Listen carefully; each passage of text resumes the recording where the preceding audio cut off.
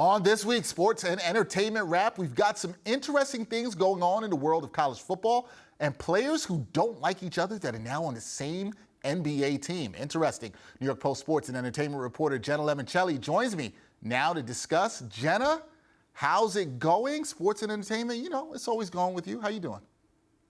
I'm good, first of all, and that's exactly what it is. It's always going. Welcome to the start of college football. I know. Are you excited? Yes, I am. Football season is officially here. We are back. College football is about to start. It's all going to get interesting. So let's start with college football, where the Rutgers football team, they appear to be eating well, Jenna, and spending a good amount of money on takeout food delivery. So what's going on with the Scarlet Knights football program?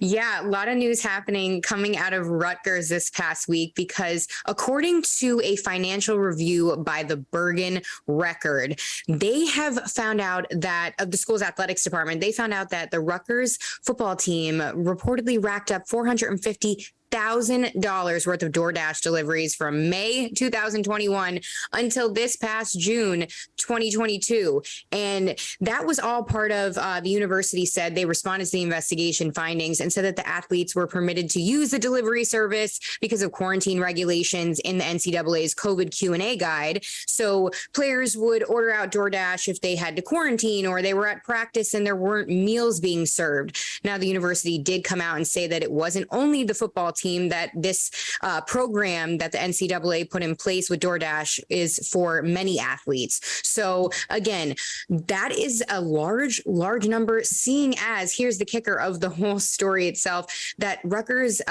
despite all of that, their athletic department is running at a $73 million deficit over 2020 and 2021. Now, again, this is according to the Bergen Record. So staggering numbers, to say the least. Yeah, a lot of staggering numbers, and we know where that money for that Big Ten football deal that they got, you know where that money's going to. It's definitely going to some food. At least that's what it seems like. So for this next story, we stay in the sport of football, where there might be a Spygate scandal brewing, and it doesn't involve the New England Patriots. There's beef between college football programs at Jacksonville State and Stephen F. Austin. So Jenna, tell me what's going on here. Yeah, another juicy story in sports and entertainment to come out of the college football circuit. Again, welcome to the season. Here we go, because it's already starting hot. Now, we have right before their opener, Jacksonville State against Stephen F. Austin, which the Gamecocks took that game 42-17. Their coach, Rich Rodriguez, seemingly accused Stephen F. Austin of spying on them at practice, filming their practices allegedly. And that was a huge story that came out this past Tuesday. And he said, quote, "Pretty good sources are true that they had a couple staff members spying at our game." Then he went on to say that his daughter apparently spotted somebody apparently filming at their practice. He appeared to accuse Stephen F. Austin of doing that Spygate scenario, we should say.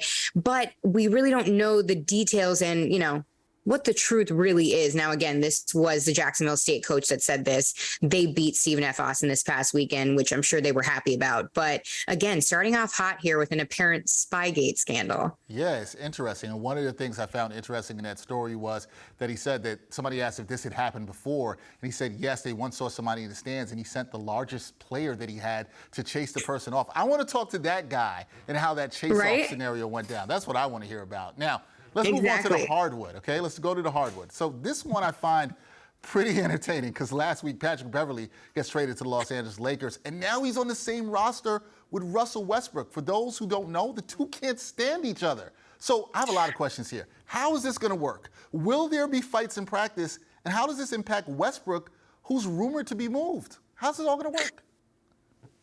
That is the question of the hour, Dex. I mean, again, all good questions you raise here, because interestingly enough, the defensive pest in Pat Beverly was traded to the Lakers, and he tweeted, "Woke up a Laker." And I'm sure Russell Westbrook wasn't happy about that news. Now, let's stick right to the business here, because The Athletic is reporting that Westbrook could be getting the, quote, John Wall treatment when it comes to the season that's coming up here. And they say that he might not even be active on the roster for this coming season. Now, if you guys aren't familiar with the John Wall situation, he sat out all last season with the Rockets, and they had kind of a mutual agreement that he would sit out, but still, participate in some practices, sit on the bench, do his own solo workouts so they can develop their younger guys in Jalen Green, Kevin Porter Jr.